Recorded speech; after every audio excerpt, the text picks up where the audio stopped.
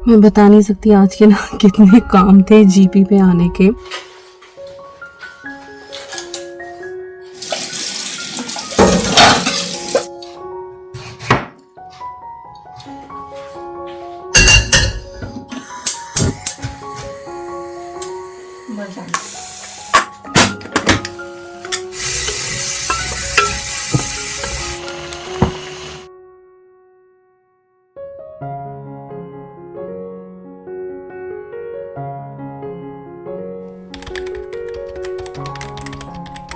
Hi everyone, नमस्कार, सलाम, सत श्री अकाल। Welcome back to Deep's all in one channel. आशा करती हूँ कि आप सब लोग बिल्कुल ठीक ठाक होंगे। आज का व्लॉग लास्ट व्लॉग के कंटिन्यूशन में है। लास्ट व्लॉग में मैंने आपके साथ शेयर किया था मेरा 5 AM से लेके 10 AM तक का रूटीन, और आप सभी को वो व्लॉग बहुत पसंद आया। इन केस आपने वो व्लॉग मिस कर दिया है तो लिंक आपको डिस्क्रिप्शन बॉक्स में मिल जाएगा, यू कैन चेक आउट। अभी जो है कुछ 10-20 का टाइम है और ईवी को लेके मैं स्कूल जा रही हूँ ड्रॉप करने के लिए। 10:30 से आज उसका स्कूल है और हार्डली 2-3 मिनट ही लगती हैं पहुँचने में। बट उसको ड्रॉप करने के बाद मुझे जाना है मेडिकल सेंटर कुछ एक क्वेरीज के लिए।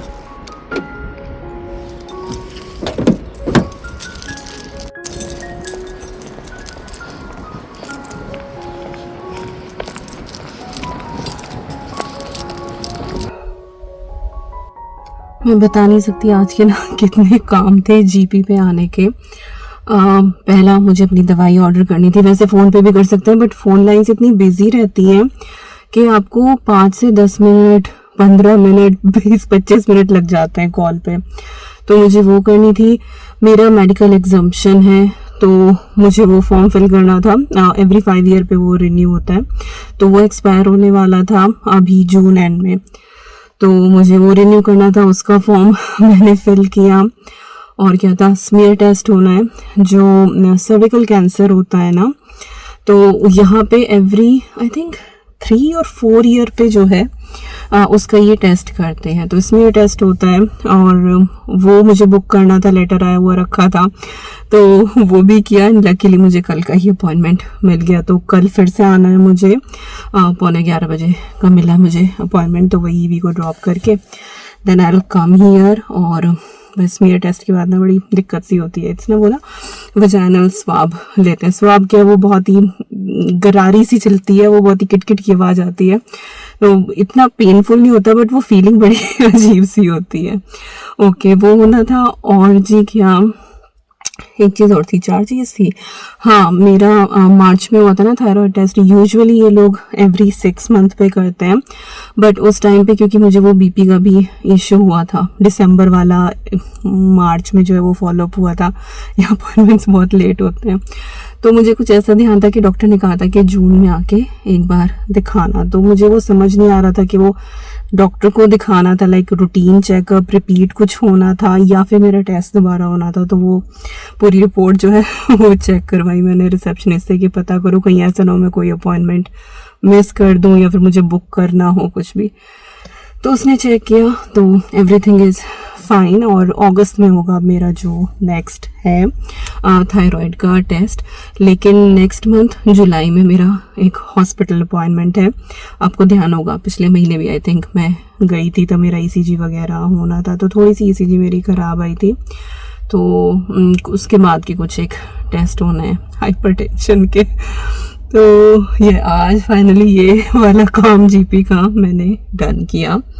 अभी जो है वो घर चलती हूँ और ना मुझे यहाँ दर्द हो रहा है। क्यों, जो विजडम टूथ होता है ना, अक्ल दाढ़, मुझे अभी तक नहीं आई। कसी बोलते थे बिका तुझे अक्ल नहीं आई अभी। एवरी ईयर ना वो फूल जाती है बहुत ज़्यादा और उसमें बहुत दर्द होता है। तो उसमें तो दर्द हो ही रहा है, बट उसकी वजह से ना इधर का ये पूरा पोर्शन, इस पूरे में दर्द हो रहा है। बिल्कुल ऐसे जैसे कि जब बचपन में टॉन्सिल हुआ करते थे ना, वही वाला ऐसे टाइट टाइट सा। पर गले में कुछ भी होता है ना मुझे डर लग जाता है, वो थायराइड ग्लैंड वाला ना, क्योंकि एक बार हुई थी सिचुएशन ऐसी कि कहीं मुझे सर्जरी ना करानी पड़ जाए, फिर चांसेस भी होते हैं कैंसर के। तो मैं बहुत ध्यान रखती हूँ इस चीज़ का। तो मैं अभी वो भी रिसेप्शनिस्ट से पूछ रही थी, तो उसने कहा कि अगर जाड़ की वजह से देन इट्स फाइनल, मतलब कोई दिक्कत वाली बात नहीं है। बट अगर जाड़ का ठीक हो जाए और उसके बाद भी 4-5 दिन तक यहाँ पे पेन रहे तो फिर अपॉइंटमेंट बुक कर लेना, तो डॉक्टर चेक कर लेंगे कि कुछ थायराइड से रिलेटेड तो नहीं है। तो डेंटिस्ट तो मैं यहाँ गई नहीं हूँ आज तक।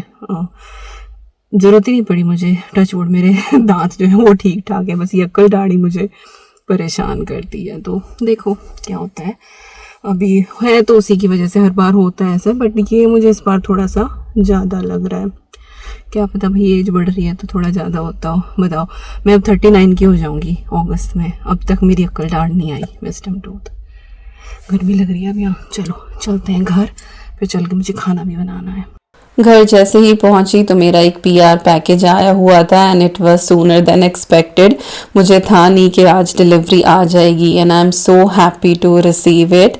और आज ही बस आपके साथ मैं इसको शेयर कर देती हूँ क्योंकि मैं लिटरली वेट कर ही रही थी जब से मेरी इस ब्रांड के साथ बातचीत चल रही थी। तो पाउडन ब्रांड का मुझे एक नाइफ सेट रिसीव हुआ है। स्टेनलेस स्टील के बने हुए इनके नाइफ हैं और काफ़ी सारी वैरायटी इनके पास अवेलेबल है। आप सिंगल नाइफ भी ले सकते हैं, सेट्स भी ले सकते हैं, स्पेसिफिक साइज आप चूज करके ले सकते हैं। तो बहुत सारी वैरायटी है। मैं लिंक दे दूंगी डिस्क्रिप्शन बॉक्स में, सारी डिटेल्स आपको वहां पे मिल जाएंगी और आप चेक कर सकते हैं। और ये ब्रांड वैसे आप में से काफ़ी सारे लोग ऑलरेडी जानते होंगे क्योंकि ये काफ़ी पॉपुलर है। पैकेजिंग आप यहाँ पे देख ही रहे हैं कि कितनी अच्छी इसकी पैकेजिंग है। और इसके ऊपर एक्चुअली एक कार्डबोर्ड बॉक्स भी था जो मैंने बाहरी रिसाइकलिंग बिन में डाल दिया था और ये बस मैं अंदर ले आई थी। तो एक छोटा सा यहाँ पे आपको ये मैनुअल मिलता है जिसके अंदर मेंशन होते हैं डिफरेंट नाइफ के नेम। तो अभी बस मुझे देखना है कि अंदर मेरे कौन कौन से नाइफ निकले हुए हैं। वारंटी कार्ड इसके साथ आता है। कुछ भी दिक्कत हो आप इनको ईमेल करें, कस्टमर सपोर्ट इनका काफ़ी अच्छा है। तो चलिए अब करते हैं खुल जा सिम और इंडिविजुअल नाइफ जो है वो सेपरेट पैकेजिंग में है। फोम लगी हुई है, साथ ही जो नाइफ की टिप है उसके ऊपर भी प्लास्टिक लगी हुई है ताकि कहीं से कहीं तक भी ये डैमेज ना हो और खोलते हुए आपको भी ये ना लगे, because literally they are very very sharp. और जब आप किसी भी प्रोडक्ट को हाथ में लेते हैं ना, आपको उसी टाइम पे पता लग जाता है कि उसकी क्वालिटी कैसी है। तो मुझे यहाँ पे एक छोटा नॉर्मल नाइफ, पार्किंग नाइफ जिसको बोलते हैं, 2 मुझे शेफ नाइफ मिले हैं और एक मुझे यहाँ पे जो है ये सेरेटेड नाइफ जिसको ब्रेड नाइफ भी बोलते हैं। ये बेकरी आइटम्स जो होते हैं उनको कट करने के काम आता है। बहुत ही अच्छे से इससे कटिंग होती है। और शेफ नाइफ मेरा फेवरेट है। जितना बड़ा नाइफ हो उतनी अच्छी चॉपिंग होती है और फटाफट हो जाती है।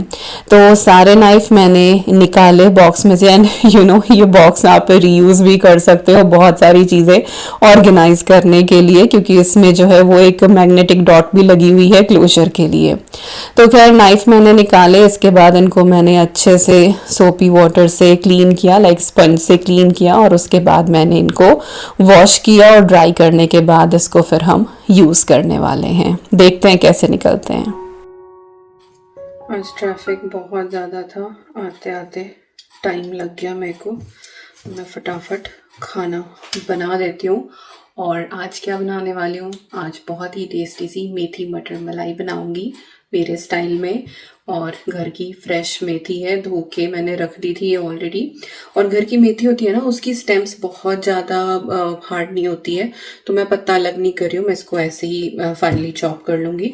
उस दिन पराठे बनाए थे ना मैंने, आई थिंक लास्ट व्लॉग गया होगा वो वाला, तो उसमें भी मैंने ऐसे ही चॉप कर ली थी। और जो ग्रेवी है उसमें मैं ये सारी सब्जी ऐड करने वाली हूँ।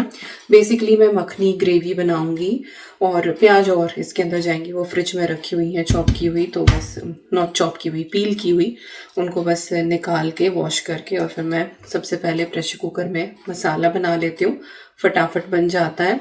और इस तरीके से ना बच्चों को बहुत सारी वेजिटेबल्स खिला सकते हैं।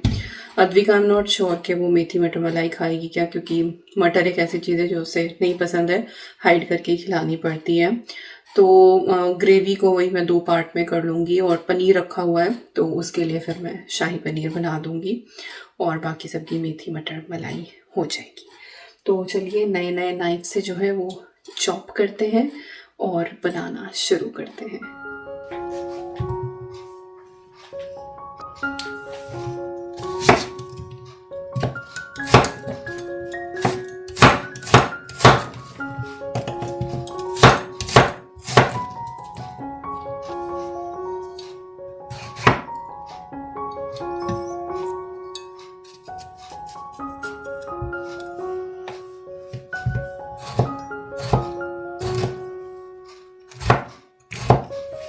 Oh my God, वो रखते ही चल रहा है।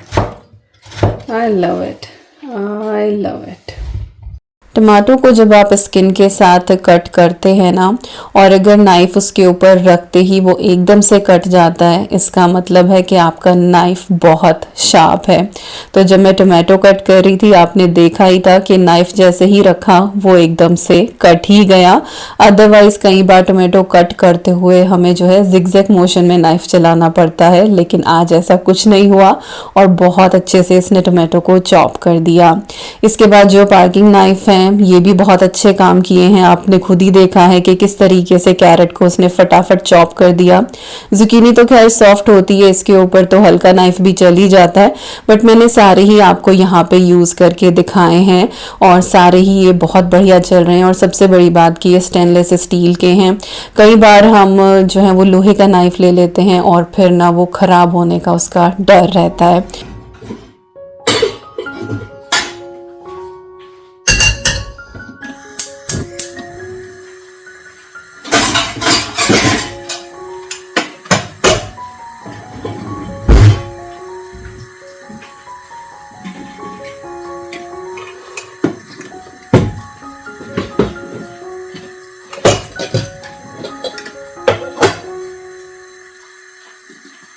तो मखनी ग्रेवी बनाने के लिए मैंने प्रेशर कुकर लिया है और उसमें 1-1.5 टेबल स्पून के करीब ऑयल ऐड कर दिया है। अब हम इसमें कुछ खड़े मसाले ऐड करेंगे। तो थोड़ा सा मैंने यहाँ पे दालचीनी का टुकड़ा डाला है, 2-3 हरी इलायची ऐड करी हैं और इसके बाद मैंने इसमें ब्लैक पेपरकॉर्न ऐड करे हैं। साथ ही हम इसमें थोड़ी सी लौंग ऐड करेंगे और 1 चम्मच जीरा डाला है। साथ ही हम इसमें ऐड कर देंगे थोड़ा सा धनिया पाउडर, थोड़ा सा हल्दी पाउडर, थोड़ा सा रेड चिली पाउडर। खड़े मसाले की कोई एग्जैक्ट रेशो नहीं है, आप अपने टेस्ट के हिसाब से ऐड कर सकते हैं कि किस मसाले का फ्लेवर आपको ज़्यादा पसंद है। और जो हमारे ये पाउडर मसाले हैं ये भी हमें बहुत कम कम ही इसके अंदर ऐड करने हैं, क्योंकि जब हम मेन सब्जी में इसको इस्तेमाल करेंगे उस टाइम पे हम ये ऐड करने ही वाले हैं। तो लौंग मैं पहले डालनी भूल गई थी तो अभी बाद में डाली है। और थोड़ा सा क्रीमी टेक्सचर देने के लिए मैंने इसमें सीड्स ऐड करे हैं, आप चाहे तो इसमें काजू भी डाल सकते हैं। इसके बाद जो हमने मिक्स वेजिटेबल्स अपनी चॉप करके रखी थी वो सारी की सारी हम एक साथ इसके अंदर ऐड कर देंगे। पानी हम इसके अंदर बिल्कुल नहीं डालेंगे और मैं इसके अंदर सॉल्ट भी ऐड नहीं करती हूँ, क्योंकि जब हम मेन सब्जी बनाएंगे तो उसकी क्वांटिटी के हिसाब से हम सॉल्ट ऐड करेंगे। प्रेशर कुक करेंगे इसको, 1 से 2 विसल में ये डन हो जाती है, क्योंकि सारी ही सब्जियां बहुत ही नाजुक सी हैं। तो जब तक हमारी ग्रेवी बॉयल हो रही है तब तक हम यहाँ पे अपनी मेथी चॉप कर लेते हैं।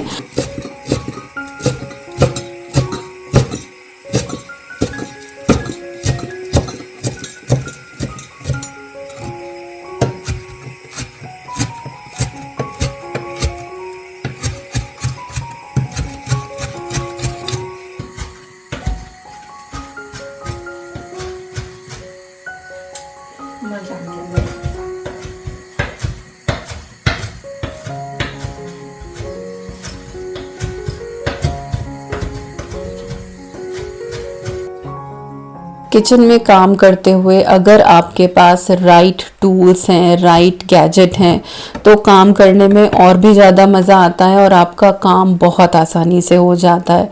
और नाइफ एक ऐसी चीज़ है, अगर वो शार्प नहीं है तो जो आपका प्रेप का टाइम है ना वो बहुत ज़्यादा बढ़ जाता है। कुकिंग में बिल्कुल भी टाइम नहीं लगता है, हमारी जो देसी कुकिंग होती है उसकी प्रिपरेशन में सबसे ज़्यादा टाइम लगता है।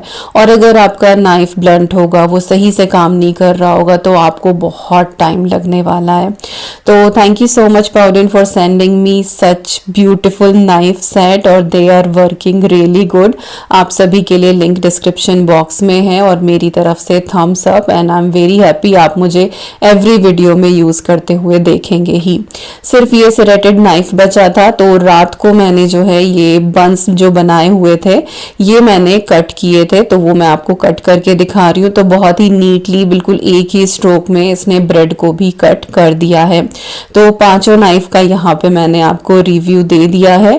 बाकी आप इनकी वेबसाइट पे चेक कर सकते हैं कि आपको सेट चाहिए या फिर आपको जो है सिर्फ एक या दो नाइफ की ही ज़रूरत है। तो मेरी तरफ से ये 5 के 5 नाइफ बहुत सही हैं। और मेरा जो नाइफ ब्लॉक है इसमें जो डेली मेरे यूज़ होने वाले नाइफ हैं वो मैंने लगा के सेट कर दिए हैं, छोटा, बड़ा और शेफ नाइफ, क्योंकि मैं शेफ नाइफ को सबसे ज़्यादा इस्तेमाल करती हूँ। बाकी दो जो हैं वो मैंने बाकी नाइफ्स के साथ रख दिए हैं। So yes, they are all set. तो चलिए अब वापस आ जाते हैं अपनी कुकिंग की तरफ। तो यहाँ पे 2 विसल में हमारी जो मखनी ग्रेवी है वो रेडी हो गई है। मेरे पास जो भी सब्जी अवेलेबल होती है ना, ये ग्रेवी मैं उसी से बना देती हूँ। इसमें मैं कई बार मटर, कॉर्न, बहुत सारे, बस ब्रोकली और गोभी इस्तेमाल नहीं करती हूँ और बैंगन, बट इसके अलावा जो भी सब्जी होती है वो सब मैं इसके अंदर डाल देती हूँ। तो आज जो जो अवेलेबल था वही डाल के मैंने ये ग्रेवी बनाई है। और इसको ठंडा करके आप फ्रीज भी कर सकते हैं और जब भी आपको बनाना हो वो ब्लॉक निकालो और अपनी ग्रेवी में इस्तेमाल कर लो। तो गरम को ही मैंने यहाँ पे पीस लिया क्योंकि मैं हैंड ब्लेंडर से कर रही हूँ। अगर आपके पास हैंड ब्लेंडर नहीं है तो फिर आप इसको मिक्सर ग्राइंडर में करें, बट उसके लिए आप इसको बहुत अच्छे से ठंडा करने, लाइक बिल्कुल ठंडा करें, तब आप इसको पीसें। अदरवाइज अंदर फिर स्टीम बन के ढक्कन खुल जाएगा और ग्रेवी की तो ऐसी तैसी होगी, किचन की उससे ज़्यादा हो जाएगी। और ये मैं अपने एक्सपीरियंस से बता रही हूँ। एक बार मैंने गरम गरम जो है वो साग पीस दिया था, नए नए थे हम लोग कुकिंग में, तो पता नहीं था मुझे। दिल्ली में मैंने वो कांड किया था और उसके बाद जो किचन साफ करने में मेरी ऐसी तैसी हुई थी, बस मुझे ही पता है। खैर, यहाँ पे रेसिपी मिस ना हो जाए उसकी तरफ चलते हैं। तो वॉक में थोड़ा सा ऑयल डाल के मैंने बे लीफ ऐड करा है, जीरा डाला है और उसके बाद जो मेथी हमने फाइनली चॉप करी थी वो ऐड कर दी है। और मेथी को जो है यहाँ पे हम अच्छे से भूनेंगे, जीरा भी ऐड किया था। और मेथी को भूनना बहुत ज़रूरी है, अदरवाइज मेथी में ना एक कड़वाहट सी होती है, अगर आप भूनेंगे नहीं तो फिर सब्जी में वो कड़वाहट आएगी। तो थोड़ी देर आप इसको भून लें और ये बिल्कुल श्रिंक हो जाएगी। उसके बाद इसमें रूटीन के जो पाउडर मसाले होते हैं, हल्दी, धनिया, मिर्ची, वो हम ऐड कर देंगे। और साथ ही मैंने इसमें मटर डाल दी है। मेरे पास फ्रोज़न मटर थी और ये बहुत ही जल्दी गल जाती हैं। अगर आपके पास फ्रेश है तो उसको आप पहले बॉईल कर लें और फिर इसके अंदर ऐड करें। और मटर डालने के बाद बस 1 मिनट के लिए इसको सौते करना है और फिर जो ग्रेवी हमने बनाई है वो हम इसके अंदर ऐड कर देंगे, डिपेंडिंग कि आपको कितनी क्वांटिटी रखनी है। तो मैंने पहले 3 लडल के करीब भर के डाली, फिर मुझे लगा थोड़ी सी और डालूं क्योंकि अभी मैं इसको और भूनूंगी और ये थोड़ी सी और ड्राई हो जाएगी।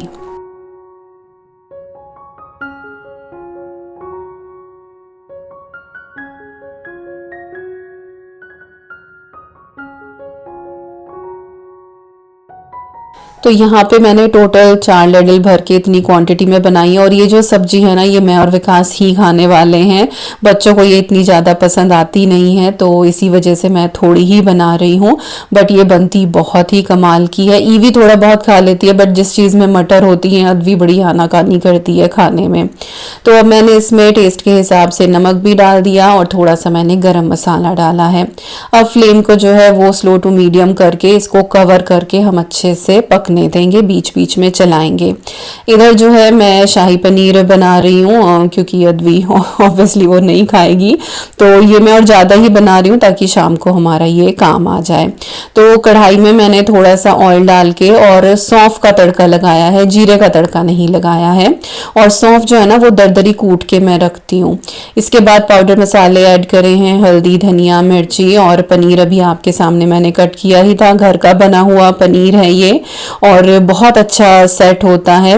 अब तो बहुत ही टाइम हो गया कि मैं बाहर से लेकर आई हूँ, पहले तो कभी कभार ले ही आती थी, बट अब मैं बिल्कुल टाइम निकाल के एवरी वीक एक ये ब्लॉक 2 लीटर दूध का मैं बना के ही रखती हूँ, क्योंकि वीक में 2 बार तो इस्तेमाल हो ही जाता है। इसके बाद पनीर को जो है वो मैंने थोड़ा सा सौते कर लिया मसालों में, और थोड़ा सा मैंने इसके अंदर गर्म पानी ऐड कर दिया है, साथ ही सॉल्ट शामिल कर दिया है ताकि जो पनीर है ना हमारा उसके अंदर भी नमक अच्छे से चला जाए। जब आप ग्रेवी के साथ कुक करते हैं तो कई बार वो अंदर तक नहीं जा पाता है, और जब आप पनीर खाते हैं तो वो फीका फीका सा लगता है, सिर्फ उसकी सरफेस पे ही आपको मसाले का टेस्ट आता है। तो उधर पानी डाल के मैंने उसको अच्छे से पकने के लिए छोड़ दिया। पानी थोड़ा सा खुश्क भी हो जाएगा, पनीर सॉफ्ट भी हो जाएगा और उसके अंदर मसालों का फ्लेवर चला जाएगा। इधर जो हमारी मेथी मटर मलाई है वो भी अच्छे से भुन गई थी, तो बिल्कुल थोड़ी सी मैंने इसके अंदर क्रीम ऐड कर दी है, और क्रीम ऐड करने के बाद इसको थोड़ा सा चला के फिर से कवर करके हम रख छोड़ेंगे। इधर जो है मैंने पनीर अपना चेक किया है, पानी ऑलमोस्ट इवेपोरेट हो गया था। बाकी जो है अब हम इसके अंदर ग्रेवी ऐड करेंगे, और ऑलरेडी काफ़ी थिक हो जाता है ये, तो इसके अंदर कोई भी थिकनर ऐड करने की ज़रूरत नहीं है। कभी कभार जो है मैं इसके अंदर दूध और ब्रेड ऐड कर देती हूँ ग्राइंड करके, तो उससे भी काफ़ी थिकनेस आ जाती है। और अगर आपको क्वांटिटी बढ़ानी हो तो उसके लिए भी वो हैक बहुत अच्छा है, बट आज मैं कुछ भी यूज़ नहीं कर रही हूँ। इसके बाद जो है थोड़ी सी कसूरी मेथी मैंने क्रश करके इसमें ऐड करी है, और पानी या फिर दूध से आप इसकी कंसिस्टेंसी जो है वो एडजस्ट कर सकते हैं। और यहाँ पे बिल्कुल थोड़ी सी क्रीम मैंने इसके अंदर भी ऐड कर दी है, और आधा डब्बा जो है ये ऑलरेडी बचा हुआ है, और आज सुबह से ही मैं क्रीम का इस्तेमाल कर रही हूँ। सुबह आदवी को मैंने मलाई टोस्ट बना के दिया था, तब मैंने ये जार खोला था, और अभी दोनों रेसिपी में भी जो है वो यूज़ हुई है। और अब आ जाता है सीक्रेट इंग्रेडिएंट जिससे हमारे शाही पनीर का टेस्ट जो है वो बहुत बढ़िया हो जाता है, वो है टोमेटो केचप। तो ये फ्लेवर को ना बहुत अच्छे से बैलेंस कर देता है। अगर आपने कभी नहीं डाला है ना तो एक बार आप इसको जो है वो डाल के और ट्राई ज़रूर करें। तो शाही पनीर तो ऑलमोस्ट डन है हमारा, बस कवर करके थोड़ी देर पकाना ही है। और इधर हमारी जो मेथी मटर मलाई है वो भी डन हो गई है, और मटर की क्वांटिटी आई नो थोड़ी सी कम रह गई, बट पाउच में इतनी ही थी और मुझे बिल्कुल ध्यान नहीं था कि फ्रोज़न मटर ख़त्म हो रही है। पर आप ट्राई करना, ये रेसिपी बहुत ही बढ़िया बनती है। और इधर शाही पनीर भी हमारा बहुत सही से तैयार हो गया है, और थोड़ी देर रखने के बाद ना ये और ज़्यादा थिक हो जाएगा। तो इसको आप राइस के साथ, रोटी के साथ, जैसे चाहें वैसे आप इसको सर्व कर सकते हैं। तो दोनों ही डिशेस हो गई हैं रेडी, और ये है हमारी आज की लंच प्लेट। राइस बना लिए थे साथ में मैंने, और साथ में जो है वो रोटी है और पनीर है, मेथी मटर मलाई। It was like shahi lunch today. और अभी शाम का टाइम हो रहा है। ईवी देख रही है गैबी डॉल हाउस, उसको बहुत पसंद है, और आराम से लेट के सोफ़ा पे, अगर दिखे तो देखो, लेट के आराम से देख रही है। अद्वी ऊपर है, विकास भी ऊपर है। अद्वी की पढ़ाई चल रही है और विकास उसको पढ़ा रहे हैं। तो फिज़िक्स, केमिस्ट्री ये सब विकास पढ़ा देते हैं। लाइक वो मैं भी पढ़ा सकती हूँ, बट ही इज़ बेटर क्योंकि उन्होंने काफ़ी लेक्चर्स लिए हुए हैं। बायो का जब टर्न आता है ना तो विकास ने दीपिका तू पढ़ा दे, तूने तो पढ़ी हुई है। मैं कहा यार मैंने भी तो 10th तक ही पढ़ी हुई है जब तक आपने पढ़ी है, पर बायो फिर मुझे करानी पड़ती है। तो अभी एक चैप्टर उसका बचा हुआ था फिजिक्स का, तो वो करा रहे हैं। और बस अद्वी खुश हो गई थी आते स्कूल से आके, पनीर मिल गया उसको। ईवी ने जो है वो मेथी मटर मलाई खाई है क्योंकि वो मटर खा लेती है, तो मैंने राइस के साथ खिलाई उसको और उसने वो खाई। और उसके बाद फिर मैंने सोचा कि चल थोड़ी सी रोटी भी खिला के देखूं, बट नहीं, बस राइस ही खा लिया। तो ईवी इज़ लाइक कि बस इतना मैंने खा लिया, और ज़्यादा एक्सपेरिमेंट करो मत। तो वो थोड़ा सा भी खा लेना तो ऐसे तसल्ली सी होती है, बिकॉज शी इज़ उसको जो खिलाओ वो खा तो लेती है बट क्वांटिटी कम है और उसका मूड के ऊपर है. यस बाबू, yes. What happened? Okay, what do you want then? I want pink milk. You want pink milk? Yes. Okay, चलो, I'll give you pink milk. Rooh Afza Chili. Pink milk मैं खुद ही बनाती हूँ. चलिए बस इस वीडियो का यहीं पे एंड करते हैं. आई होप आपको आज का ये व्लॉग पसंद आया होगा. मिलती हूँ नेक्स्ट व्लॉग में. Till then you guys take care and I am sending lots and lots of love to you all. Thank you so much for watching. Take care and bye bye.